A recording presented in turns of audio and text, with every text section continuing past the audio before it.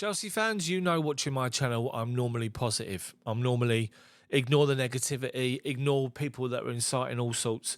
I'm not inciting hatred. I'm not inciting negativity with this video, but I've got to get my frustration out. Having just watched us lose to Everton, who dug in, did what they do, played as a collective, cohesive unit, defended for their lives, attacked with purpose, and scored 2 goals.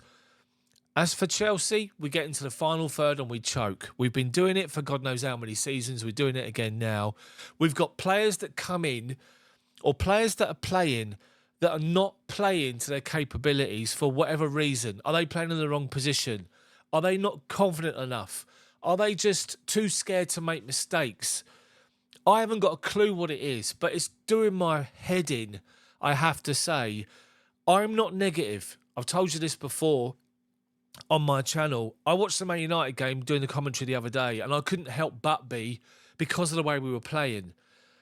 The positive from the Everton game was we weren't faffing about at the back with the ball. Thiago Silva was benched today and Dizazi played next to Badiashile, and for the most part Chelsea did all right. Made a defensive mistake and it cost us for the first goal. But I thought we looked solid enough for those two, looked solid enough at the back, I have to say. Reece James done his hamstring again, which is just a joke. We have to question Reece James now and his fitness, if he's ever going to be able to recover properly, or does he need like an operation to get it done like N'Golo Conte had, because it plagued him for a number of seasons. So Cole will come in on the left, Cucurella coming on the right-hand side once Reece James went off, and we didn't look too bad. Cucurella, you know what Cucurella's like. But through midfield, we did all right. We bossed and dominated the game, but then it got to wide areas and it all fell apart. The final ball in the box is just crap. No one looks up to see a run. No one splits their runs. No one goes front post. No one goes back post. No one makes a late run. It's all in it together with no real clue of what we're doing. Mykhailo Mudryk is hot and cold. The guy has got the beating of everybody in the Premier League. Every time you get the ball, Mudryk, run. Take people on, run. Even if it doesn't come off, keep going at them because you're going to tire them out. He gives it one and then 2 later on, he just goes backwards all the time. It's just there's no end product for Mudryk, and you have to question what he's doing now. You really do. So you've got Raheem Sterling benched. He come on and was laboured to hardly give a toss, and it just does my head in because he's hot and cold as well. The only person that, or people that come out of that game with any real credit is, I would say, Cole Palmer, who was always busy, always trying to create. Gallagher was busy. Badiashile Dizazi didn't do too bad. That pretty much was it.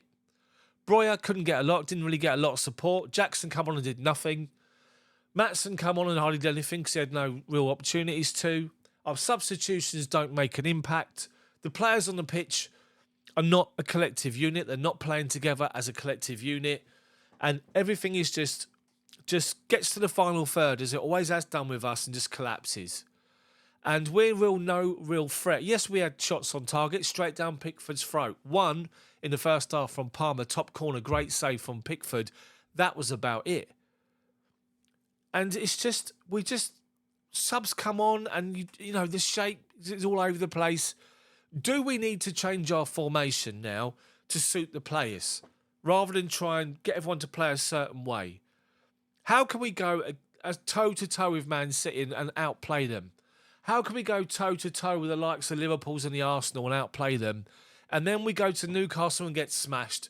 We go to Man United as an absolute embarrassment. And we go to Everton today and just go through the motions. Because that's what it feels like right now. And now pressure begins to build on Pochettino. I've been saying it's a process. There's going to be bumps along the road. And there will be bumps along the road. But you want your team to give everything. You want your team to play to their best. And if they lose the game, you take it because they gave their all. Chelsea, in the last 3 out of 4 games, haven't done that. And that's what really baffles me. Yes, we've not got the full strength team because players are still out injured. We're missing Ben Chilwell big time on that left-hand side. We're missing Reece James big time on that right-hand side. This is the 3rd season running this has happened. We all know what happened the last 2 seasons about those two. And this season, again, it's happening. And it's just...